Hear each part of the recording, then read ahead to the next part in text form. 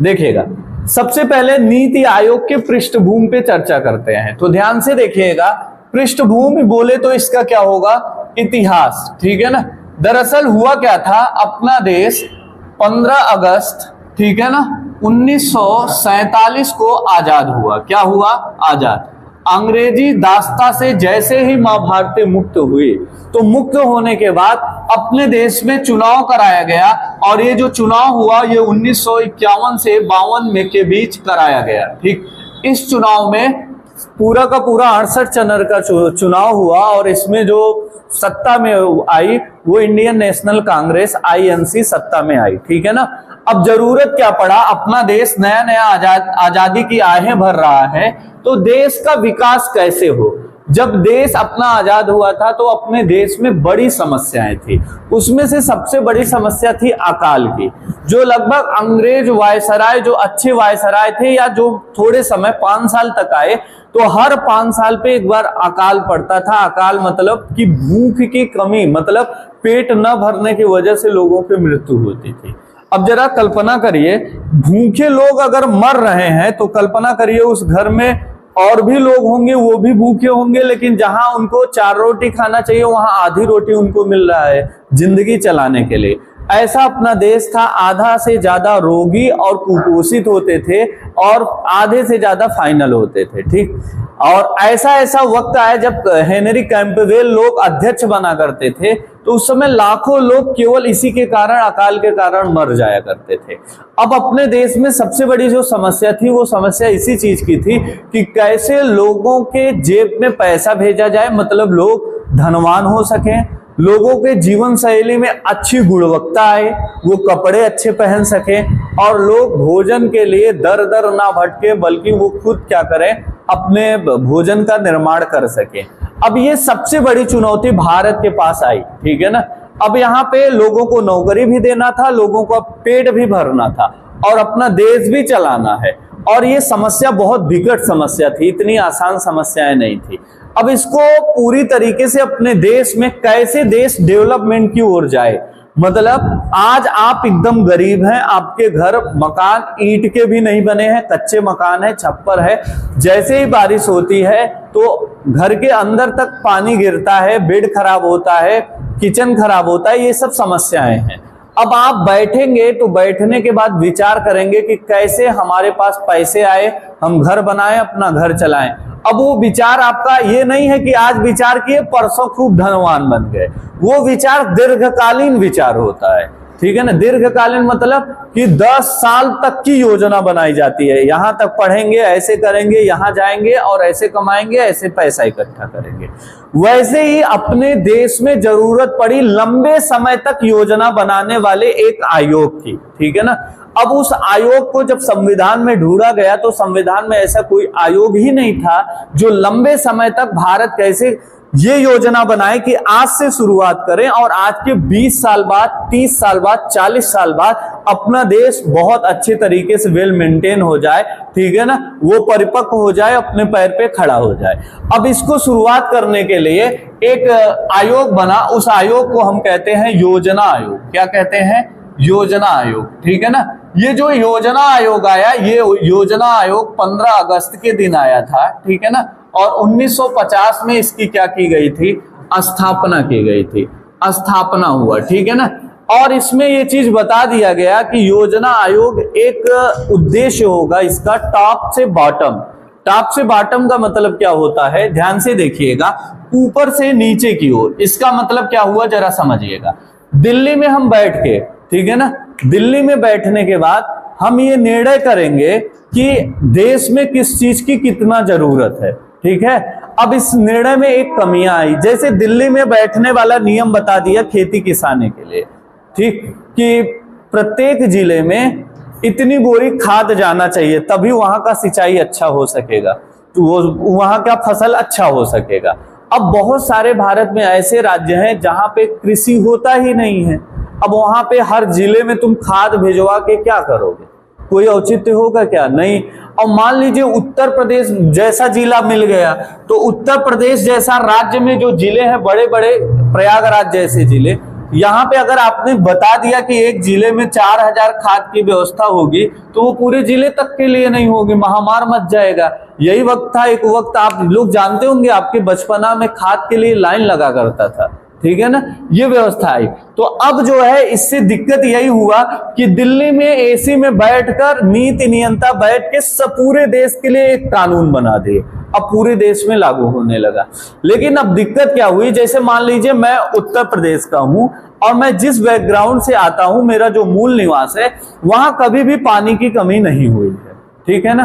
और जैसे ही मैं योजना आयोग में जाके बैठा नीति बनाने के लिए, तो मुझे लगेगा ही नहीं कि देश में पानी की कमी है, क्योंकि मुझे कभी कमी महसूस हुई ही नहीं। लेकिन अगर मैं यही थोड़ा सा दक्षिण चला जाऊं एमपी के साइड, और तब मुझे पता है इस समय गर्मी के समय में वहां टैंकर जाते हैं और लाइन लगती है, ठीक है ना, एक एक घर से 2500 बाल्टी ले लेके छोटे छोटे बच्चे आते हैं, भर भर के जाते हैं, उसी में नहाना, उसी में खाना, उसी में पीना, ठीक है ना। हैंडपंप से पानी आना बंद हो चुका है, ये सच्चाई है, पेपर आप पढ़ेंगे तो हर रोज ये न्यूज निकल रहा है, हैंडपंप से पानी आना बंद हो गया। इसीलिए कहा जाता है जल ही जीवन है, जितना हो सके इसका संरक्षण करो, इसको बचाओ। अब उस दक्षिण वाले एरिया में पानी की कमी हो गई, एक कुएं में पानी आ रहा है, जैसे मेरी बुआ है वहां एक कुएं में पानी आता है, तो पूरे गांव के लोगों ने ये नियम बनाया है, सबकी टाइम फिक्स की गई है, इस टाइम पे आपको भरना है, इस टाइम पे उनको भरना है, सुबह से शाम तक पूरा टाइम लगा है, ठीक है। अगर आप अपने टाइम पे नहीं पहुंचे तो दूसरे के टाइम पे आपको नहीं भरना है, ये गांव वालों ने नियम बनाया। अब जहां पानी की समस्या है वहां अगर हम होते तब वहां जाके सबसे पहले कहते पानी का हिसाब किताब बराबर करो, जब पानी नहीं मिलेगा तो जिंदगी कैसे चलेगी। और डिघिया में रहेंगे तो कभी आभास ही नहीं हुआ कि पानी की कमी होगी, यहाँ तो ऑर्डर मारेंगे 4 बॉटल लेके लोग खड़ी हो जाएंगे, हाँ सर लीजिए पानी, ठीक है। तो ऐसा वहां पे नहीं होता। और इसकी जो थ्योरी थी, इसकी थ्योरी यही थी कि दिल्ली में बैठने वाला पूरे देश में नियम बनाएगा। अब इससे जो है राज्यों ने विरोध किया, जिस राज्य को जो नॉर्मल राज्य रहते थे वो राज्य संतुष्ट थे, लेकिन जहां पानी की कमी है कभी पानी पे नियम ही नहीं बनाया है, ठीक है ना, उनको तकलीफ। जहां बिजली की कमी है वो बिजली, कभी जो दिल्ली में रहता है साला 1 मिनट के लिए लाइट नहीं कटेगा, वो क्या जाने की लाइट कटेगा तो दिक्कत कैसी होती है, वो तो हमारे स्टूडेंट जानते हैं कि कैसे 2 घंटे से बैठे हैं बिना पंखे के, ठीक है ना। तो वो सारी चीजें समस्या जिसको होगी वही समझ पाएगा। तो राज्यों के लोगों ने इसका विरोध करना शुरू किया कि ये जो जिस सिद्धांत पे योजना आयोग कार्य कर रहा है, दिल्ली में बैठ के नियम थोप दे रहे हैं ये हर एक जिले में, ऐसे देश का विकास नहीं हो पाएगा। लेकिन चलता रहा, ये व्यवस्थाएं चलती रही। जैसे ही जब आया ये पूरा का पूरा ये योजना आयोग, जैसे ही सन 2014 में गवर्नमेंट चेंज हुआ, ठीक है ना, गवर्नमेंट चेंज हुआ और अब एनडीए की गवर्नमेंट आ गई सत्ता में और पूरी बहुमत से आई, तो पहला काम उन्होंने यही काम किया। लाल किले की प्राचीर से नरेंद्र मोदी ने सर्वप्रथम 15 अगस्त के दिन पहली बार झंडा फहराते हुए उन्होंने कह दिया योजना आयोग आज से पूरी तरीके से समाप्त होगा। क्यों समाप्त होगा? क्योंकि इसको जो योजना आयोग है वो दिल्ली में एसी में बैठ के नियम बना के थोपा नहीं जा सकता। जहां जरूरत हो वहां के लोग, वहां के अधिकारी, वहां के विशेषज्ञ खुद नियम बना के सलाह दे, ठीक है ना, और सलाह देने के बाद सरकार उसको लागू करेगी। अब उन्होंने बताया इस योजना आयोग का नाम बदल दिया और इसका नाम रख दिया नीति आयोग। क्या रख दिया? नीति आयोग। अब आपको एक बात एकदम क्लियर हो गई कि योजना आयोग का ही नाम नीति आयोग है, ये लेटेस्ट नाम है और इसका पुराना नाम क्या था? योजना आयोग था। ये बात क्लियर हुई। और दूसरी बात ये भी क्लियर हुई कि ये पूरे देश के विकास हेतु निर्माण करेगा। किसकी? योजनाओं का निर्माण करेगा, देश के विकास हेतु आर्थिक नीतियों का निर्माण करेगा और इसके साथ साथ सरकार देश को कैसे चलाए उसको सुझाव और सलाह देगा कि कैसे देश चलाया जाए। ये काम कौन करेगा? नीति आयोग। तो नीति आयोग ये सन 2014 में एक प्रधानमंत्री की घोषणा के माध्यम से नीति आयोग अस्तित्व में आया और योजना आयोग को सन 2014 में क्या किया? समाप्त करने की घोषणा हुई। ये घोषणा की बात किया, लेकिन जब बनने और अस्तित्व में आने की बात आएगी तो सन 2014 नहीं 2015 हो जाएगा। तो हम इसके पृष्ठभूमि में क्या क्या देखे? पृष्ठभूमि में देखा कि ये योजनाओं को निर्माण करने के लिए, देश के विकास के लिए, देश की आर्थिक नीति चलाने के लिए एक योजना बनाया गया और उस योजना को योजना आयोग कहा गया, और वो जो भी सलाह देती थी सरकार उस सलाह को पे पूरे देश को चलाता था। पहले पंचवर्षीय योजनाएं आती थी, 5 साल में मुझे क्या क्या करना है, वो पूरा नियम बनाता था, सरकार को देता था, सरकार उसको फॉलो करता था, ठीक है ना। लेकिन सन 2014 से इसकी समाप्ति की घोषणा हुई, एक नया आयोग आया और उसका नाम हो गया क्या, नीति आयोग। अब देखिए पृष्ठभूमि आप जान गए, पुराना नाम इसका योजना आयोग है। स्थापना की अगर मैं बात करूं तो इसकी स्थापना हुई थी 1 जनवरी सन 2015।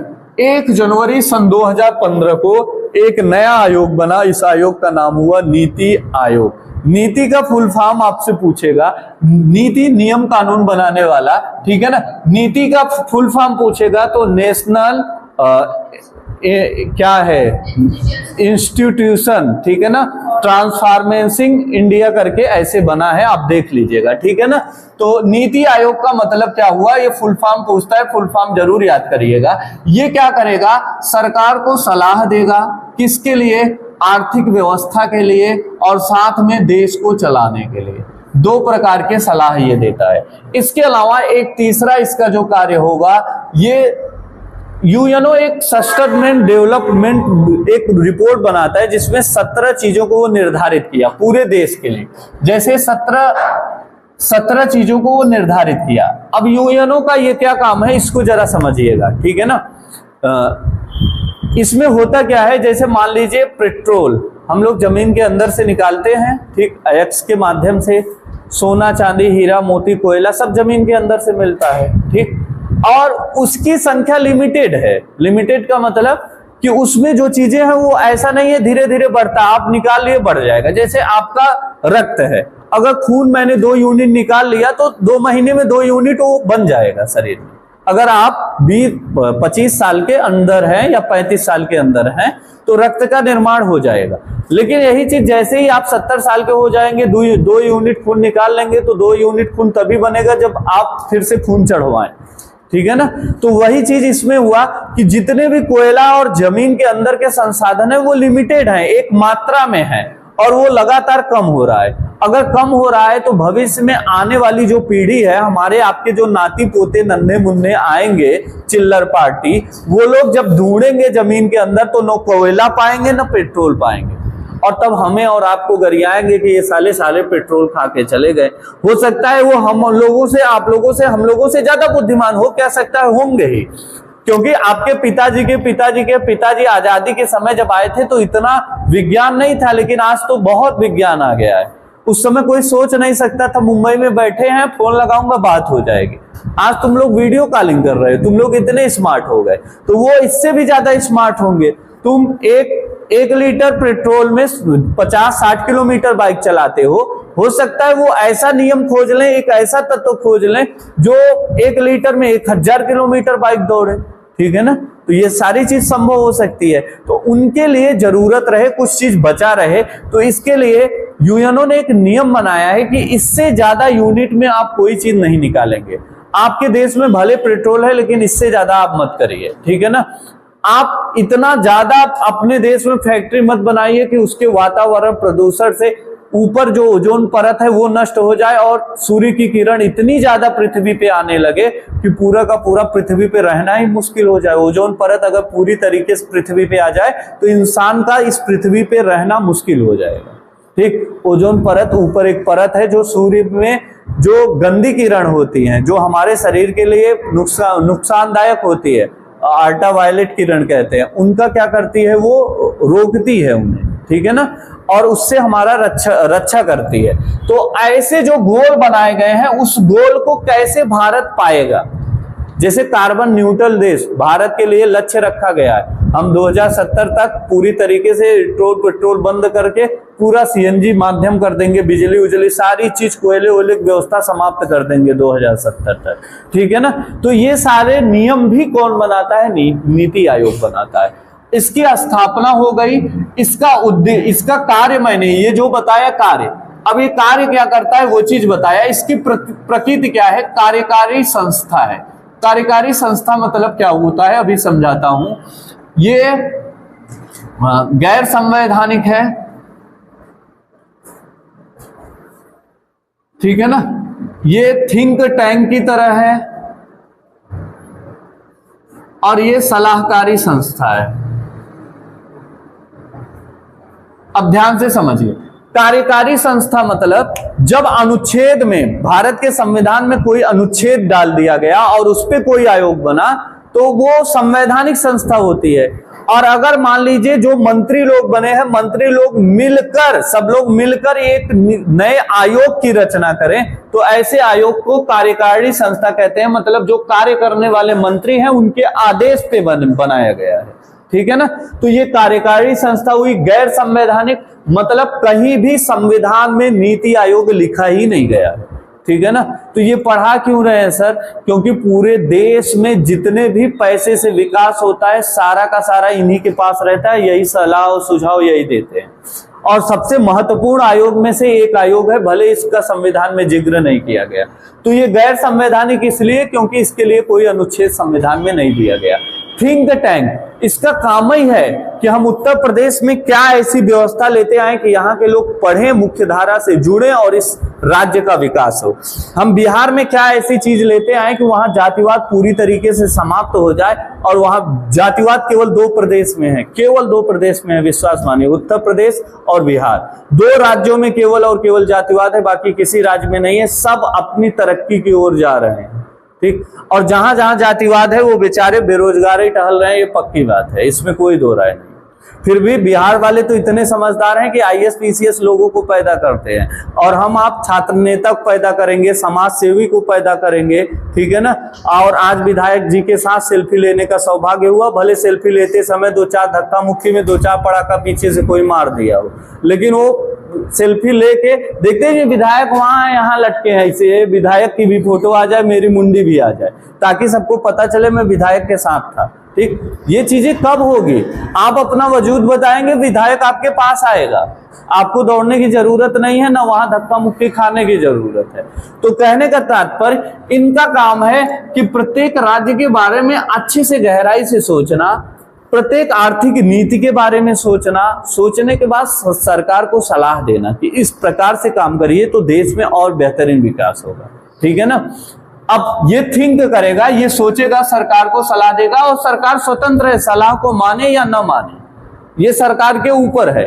वो ये सलाह देगा, वो माने या न माने इससे कोई फर्क नहीं पड़ता। लेकिन ये सलाहकारी संस्था है, ये क्या करेगा? सलाह देगा, सरकार स्वतंत्र है, माने या न माने। इसका उद्देश्य क्या है?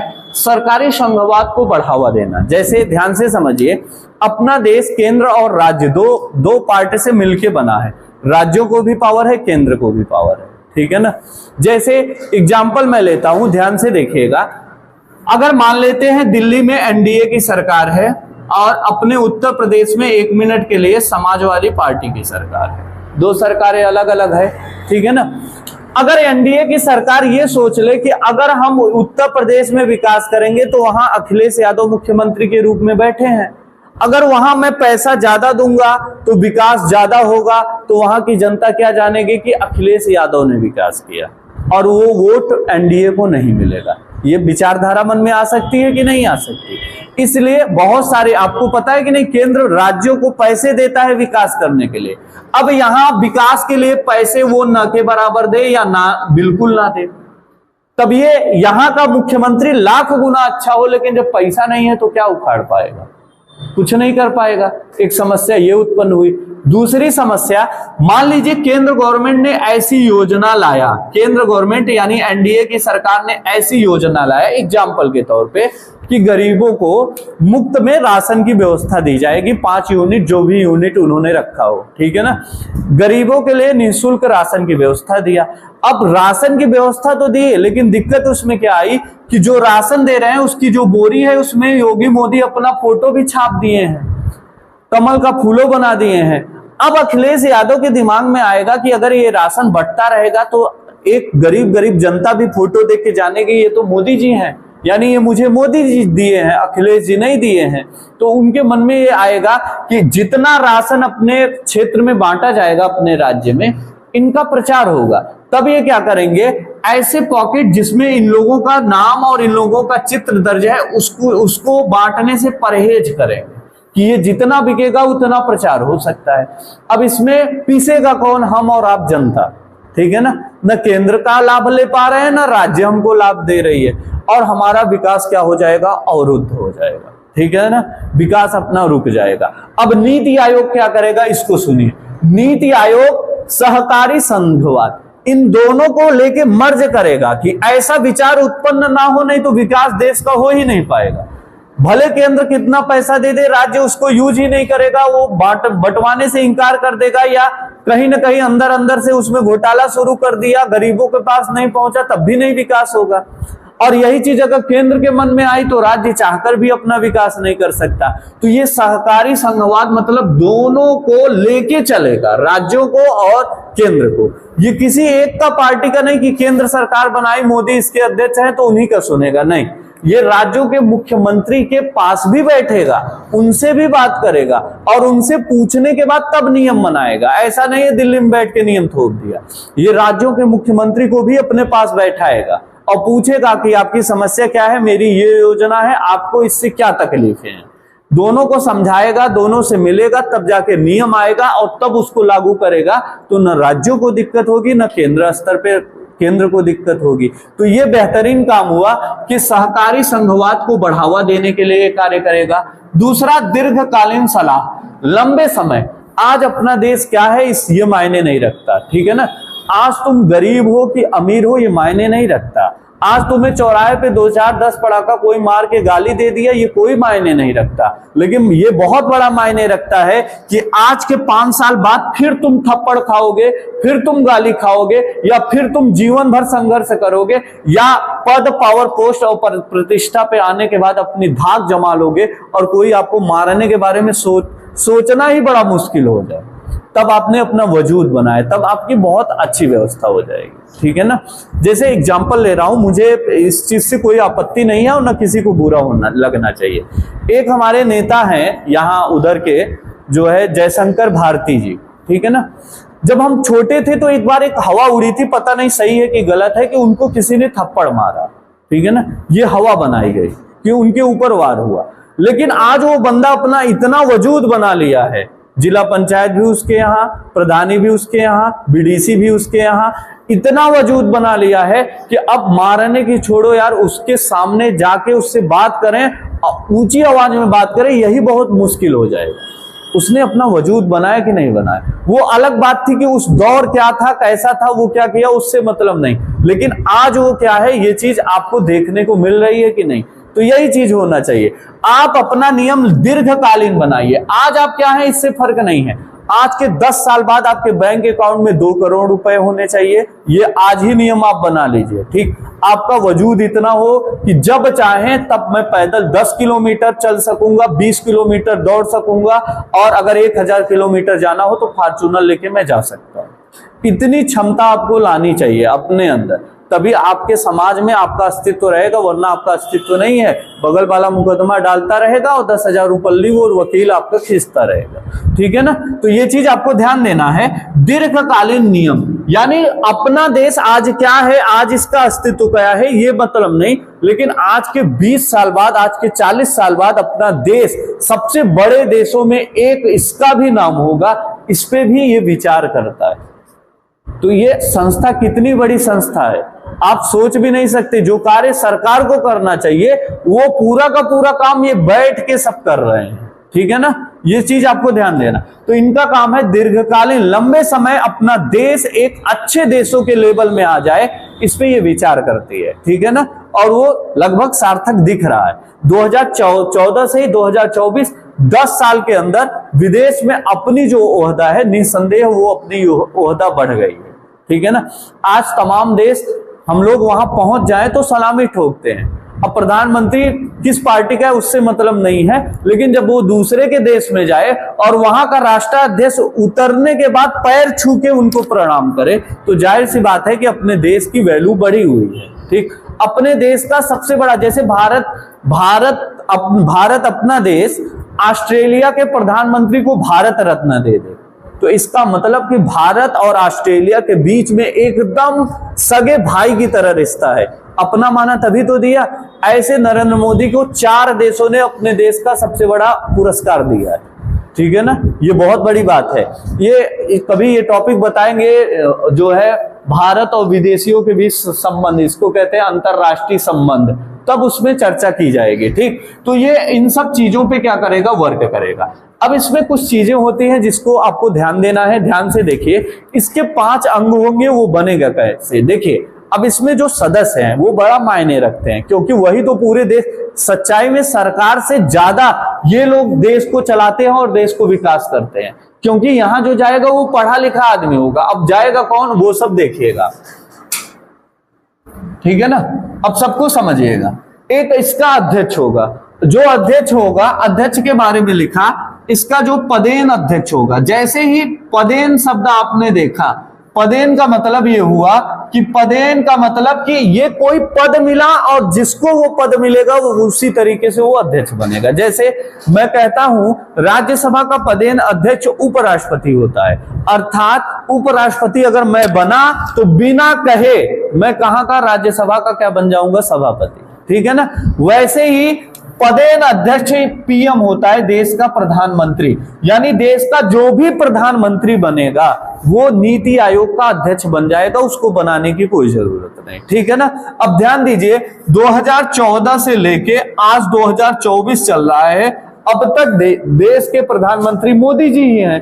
तो आपसे पहला अध्यक्ष पूछे, चाहे वर्तमान अध्यक्ष पूछे, तो आपका जवाब क्या होगा, नरेंद्र मोदी, ठीक है ना। आपका जवाब होगा नरेंद्र मोदी, ठीक है ना। ये पहले अध्यक्ष थे और वर्तमान में भी अध्यक्ष हैं, क्योंकि अभी तक जब से नीति आयोग आया तब से प्रधानमंत्री चेंज ही नहीं हुए, ठीक है ना। तो ये बात आपको ध्यान रखना। अब आता है शासी परिषद। शासी परिषद में क्या होता है, जितने भी राज्य हैं सभी राज्य के मुख्यमंत्री होंगे। कौन होगा, सीएम होगा। और जितने भी केंद्र शासित प्रदेश हैं उन सब केंद्र शासित प्रदेश के लेफ्टिनेंट गवर्नर यानी राष्ट्रपति, जिसको प्रशासक के रूप में चुना गया है, ठीक है ना। तो यूटी के क्या होंगे, प्रशासक होंगे, प्रशासक, ठीक है ना। यूपी के क्या होंगे, सॉरी यूटी के यानी यूनियन टेरिटरी, केंद्र शासित प्रदेश को चलाने वाले जो प्रशासक होते हैं वो क्या करेंगे, इसमें शामिल होंगे। इसके बाद 3 नाम विशेष तौर पे, एक दिल्ली, जम्मू एंड कश्मीर और एक पांडुचेरी, ठीक है ना। ये 3 ऐसे केंद्र शासित प्रदेश हैं, यूटी हैं, जहां पे क्या है, मुख्यमंत्री बनाया जाता है, ठीक है ना। तो यहां पे क्या है, विधानसभा है, तो यहां के सीएम रहेंगे। आपसे पूछेगा नीति आयोग में ऐसे केंद्र शासित प्रदेश, ऐसा कौन सा केंद्र शासित प्रदेश है जहां के सीएम जो है उसके क्या कहते हैं, सदस्य बनाए जाते हैं। तो जहां जहां पे विधान सभा होगी वहां वहां के मुख्यमंत्री शामिल होंगे, यानी दिल्ली, जम्मू कश्मीर, पांडुचेरी। बाकी जहां पे विधानसभा नहीं होगी वहां के प्रशासक होंगे। अगर प्रशासक नहीं होंगे तो वहां के राज्यपाल होंगे, ठीक है ना। इसमें राज्यपाल भी रहते हैं, राज्यपाल भी शामिल होते हैं। तो अब इससे क्या होगा कि अगर हमें उत्तर प्रदेश में नियम बनाना है तो उत्तर प्रदेश के मुख्यमंत्री से सलाह सुझाव लेने के बाद तब बनाएंगे, ठीक है ना। तो पहला अध्यक्ष बनेगा, जो पीएम होगा वही क्या होगा, नीति आयोग का अध्यक्ष माना जाएगा। अब ये क्लियर हो गई, नीति आयोग का अध्यक्ष कौन होता है, ऑप्शन देगा तो आप कहेंगे प्रधानमंत्री होता है, राष्ट्रपति पे टिक मत करिएगा। शासी परिषद में सभी मुख्यमंत्री, यूनियन टेरिटरी के प्रशासक और जिस यूनियन टेरिटरी में मुख्यमंत्री हैं उसके मुख्यमंत्री शामिल होते हैं। इनके सदस्य कैसे बनाए जाते हैं, देखिए क्षेत्रीय परिषद, ठीक है ना। क्षेत्रीय परिषद में ध्यान से देखिएगा, 1 मिनट थोड़ा सा ध्यान दीजिएगा। क्षेत्रीय परिषद में कौन आता है, थोड़ा अपोजिट तो मैं नहीं बोल दिया, हाँ ध्यान से। ये जो क्षेत्रीय परिषद है, अब क्षेत्रीय परिषद में कभी कभी 2 चीजें होती है, एग्जाम्पल के तौर पे ध्यान दीजिए। जैसे ये अपना उत्तर प्रदेश है, उत्तर प्रदेश के जस्ट बगल में क्या है, बिहार। मैं एग्जाम्पल ले रहा हूं, समझिएगा, ठीक। और एक नदी उत्तराखंड से निकली है, ठीक है ना, उत्तराखंड, और उत्तराखंड के गंगोत्री से गंगा नदी निकली है जो भारत की सबसे बड़ी नदी है, ठीक है ना। अब ध्यान से देखिएगा, प्रत्येक राज्य को बिजली चाहिए। बिजली चाहिए कि नहीं चाहिए? यूपी वाला भी चिल्लाएगा बिजली कम आ रही है, सरकार बहुत कटौती कर रही है, बिहार वाला, उत्तराखंड वाला। अब उत्तराखंड के मुख्यमंत्री को आया कि हम अपने क्या करें, गंगा नदी जा रही है और हमारे यहां से जा रही है, पूरा पानी यहीं रोक के 2-4 बांध बना के इतना बिजली पैदा करें कि साला 1 मिनट बिजली कटे ही ना पूरे राज्य में, और संभव हो जाएगा। और जैसे ही ये बांध बना लेगा तो उत्तर प्रदेश में क्या दिक्कतें आएंगी? पहली चीज तो उत्तर प्रदेश वाले बिजली नहीं बना पाएंगे अगर गंगा नदी पे उन्होंने अपना बांध बनाया, एक समस्या। दूसरी समस्या कि उत्तर प्रदेश की जितने भी इधर के पार्ट हैं जहां पे पूरे भारत का सबसे, जिसको तराई क्षेत्र कहते हैं, सबसे ज्यादा अनाज यहीं से निकलता है, गंगा नदी के अगल बगल से सबसे ज्यादा अनाज यहीं से आता है। और जैसे ये बांध बना लेगा, इस यहाँ पे क्या आएगा, रूखा सूखा पड़ जाएगा, अनाज होगा नहीं, सिंचाई हो नहीं पाएगी, और फिर उत्तर प्रदेश में समस्या आएगी। यहाँ का मुख्यमंत्री कांग्रेस का, यहाँ का मुख्यमंत्री एनडीए का, ये चाहेगा अपने आप बवाल मचेगा, इसकी सरकार गिरेगी, यहाँ सत्ता में आएंगे, 2-4 बांध खोल देंगे, खूब फसल दे देंगे, खूब बढ़िया बिजली दे देंगे, वहां की जनता खुश, और मेरी सरकार हमेशा बनी रहेगी। राजनीति है, कहीं किसी हद तक जाके वो लोग सोच सकते हैं, ठीक, ये बहुत बड़ी बात नहीं है। तब क्या करेगा, अब मान लीजिए यहां बांध बनाया तो उत्तर प्रदेश और बिहार वाले तो पूरी तरीके से बर्बाद हो जाएंगे, ये पक्की बात है, ठीक। अगर मान लीजिए बांध नहीं बनाया, ये दिमाग उत्तर प्रदेश वाले लगा लिए, तो बिहार वालों में नहीं पहुंच पाएगा सिंचाई का। तो नीति आयोग क्या करता है, एक क्षेत्रीय परिषद रखा। अब क्षेत्रीय परिषद में ऐसे 2 राज्यों को लिया जाएगा जिनके बीच विवाद है, आज भी कई राज्यों के बीच विवाद है, ठीक है ना। जैसे हम लोग पढ़ते हैं कि भारत और नेपाल के बीच एक विवाद चलता है, कौन सा नदी विवाद, काला पानी विवाद, ठीक है ना। तो ऐसे देश के साथ भी विवाद चलता है, राज्यों के साथ। राज्य ये चिल्लाते हैं कि ये पानी रोक ले दे रहा है, हमारे यहाँ पानी नहीं पहुंच पा रहा है, ठीक है ना। और भी समस्याएं होती हैं राज्यों से लेकर, तो सिंचाई की समस्या, बिजली की समस्या, आवागमन की समस्या। जैसे मान लीजिए राज्य का, उत्तर प्रदेश का राज्य इस तरीके से है, ठीक है ना। जैसे यहां से ध्यान से देखिए, ये अपना उत्तर प्रदेश है, उत्तर प्रदेश यहां तक आया है, ठीक है ना। अब मान लीजिए यहां से यहां तक जाना हो, उत्तर प्रदेश वाला कह दे मध्य प्रदेश को हम जमीन नहीं देंगे, रोड मत बनाओ हमारे क्षेत्र में। अब ये रोड बनाएगा यहां से यहां तक, इसकी लंबाई इसका 4 गुना हो जाएगी, जबरदस्ती पेट्रोल का खर्च बढ़ेगा, ठीक है ना। तो ऐसी समस्याएं जब 2 राज्यों के बीच में आती हैं तो उन 2 राज्यों को क्या करेगा, जोड़ लेगा और दोनों राज्यों को एक मंच पे बैठाएगा और दोनों का समझौता करेगा कि तुम्हें कितना पानी यूज करना, तुम्हें सड़क कहां बनाना, और उन लोगों को समझाने के बाद ये जो समस्याएं राज्यों में होती है और बराबर एक मुख्यमंत्री दूसरे मुख्यमंत्री के ऊपर आरोप लगाता रहता है, आपस में ही भिड़ते रहते हैं, ये समस्या समाप्त हो जाए, इसलिए क्षेत्रीय परिषद बनाया गया। मतलब जब 2 राज्यों के बीच कोई विवाद उत्पन्न होगा तो क्षेत्रीय परिषद में उनको बैठा के समझा के उनका निर्णय किया जाएगा, इससे उनका विवाद खत्म होगा और देश विकास की ओर जाएगा। कितना बेहतरीन योजना चल रही है। आगे आया पूर्णकालीन संगठित ढांचा, ये बहुत ही महत्वपूर्ण है, ठीक है ना। और इसको हम कह सकते हैं नीति आयोग का रीढ़ की हड्डी, ठीक है ना। इसमें 2-4 चीजें लिखी गई है, जैसे 4 पदेन अध्यक्ष रहेंगे, 4 पदेन,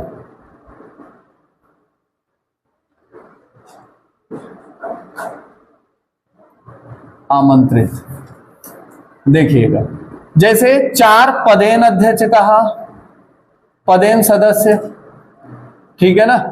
और इसमें आपको बताया एक रहेगा उपाध्यक्ष,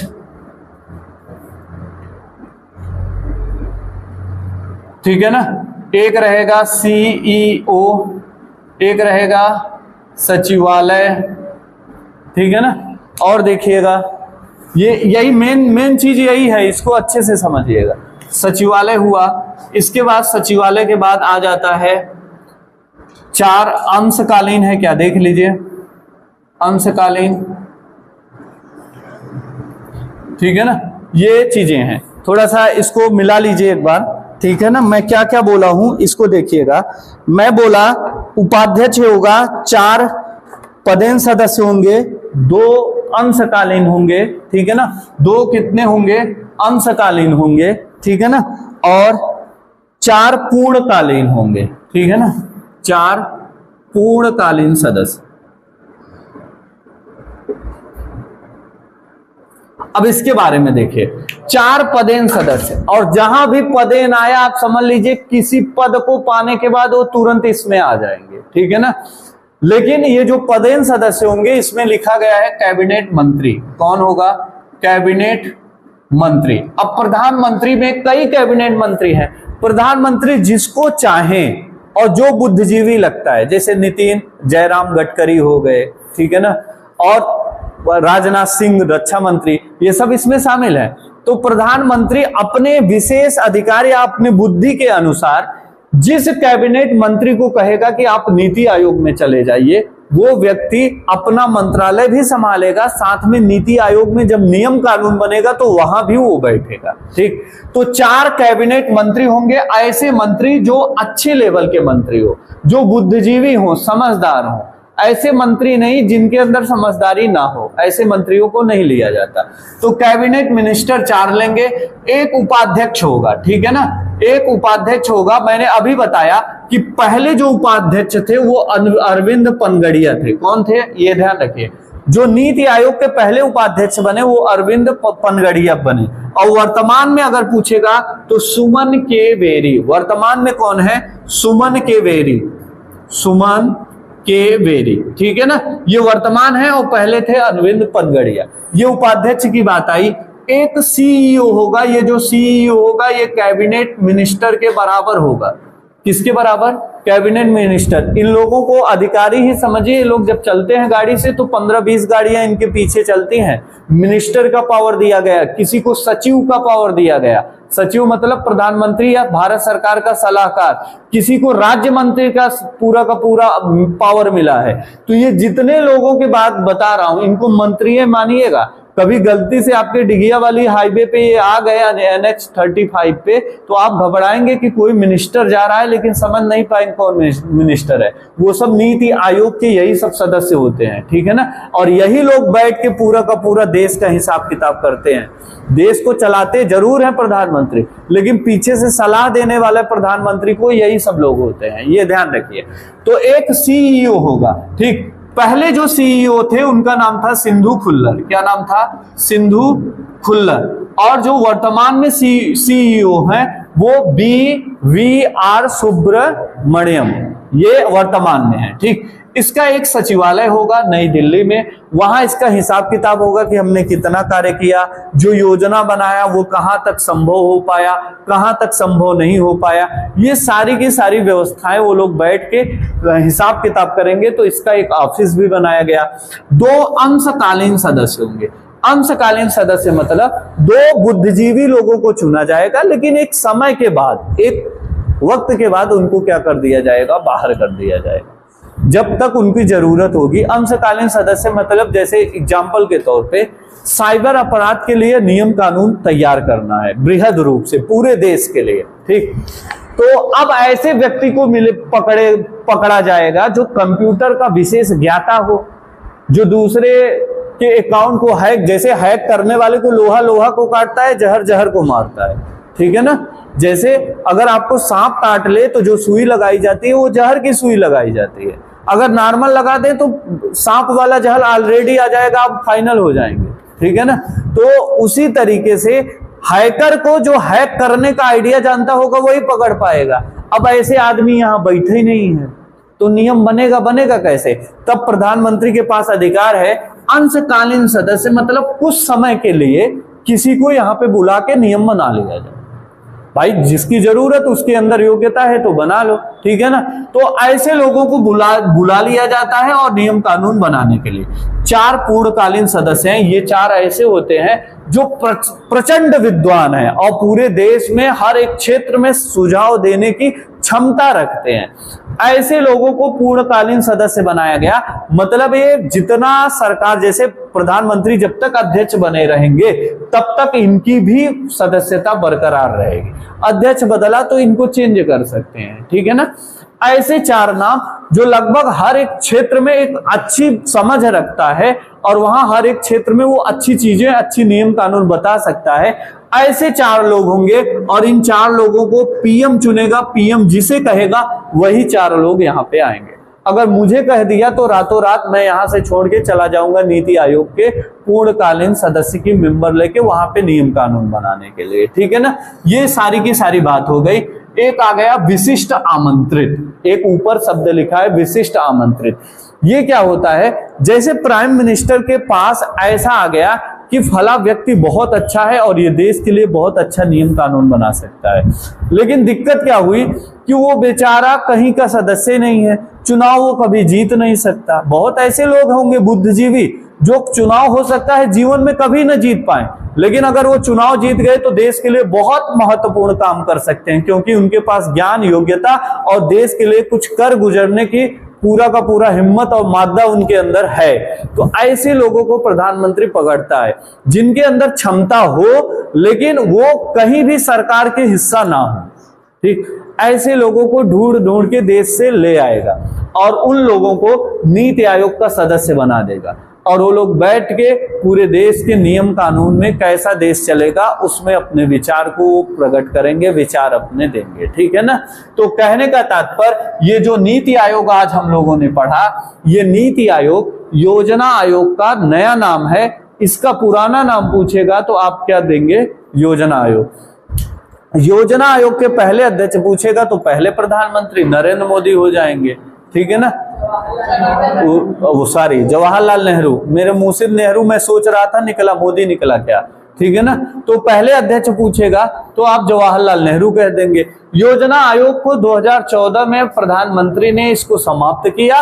अगर पूछेगा योजना आयोग कब खत्म हुआ तो आपका जवाब 2014। अगर आपसे पूछेगा नीति आयोग कब आया तब आपका जवाब होगा 1 जनवरी 2015, ठीक है ना। रिवीजन करो। इसकी प्रकृति कार्यकारी मतलब मंत्रियों के द्वारा ये विचार दिया गया, इसलिए इसको कार्यकारी संस्था कहते हैं। गैर संवैधानिक, संविधान में इसके लिए कोई अनुच्छेद नहीं है इसलिए गैर संवैधानिक। थिंक टैंक मतलब भारत सरकार को सलाह देने के लिए विचार सोचता है, विचार करता है, इसलिए इसको थिंक टैंक कहते हैं। और विचार करने के बाद सलाह देता है इसलिए इसको सलाहकारी संस्था कहते हैं। 4 चीजें बताया। उद्देश्य सरकारी संघवाद को बढ़ावा देना, मतलब राज्य के मुख्यमंत्री और केंद्र सरकार को दोनों में दोस्ती बनाए रखना और देश को बढ़ावा देना।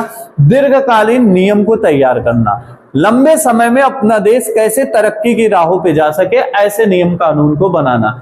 एक सीईओ मैंने अभी यहाँ इसमें बताया, अब ध्यान से देखिएगा।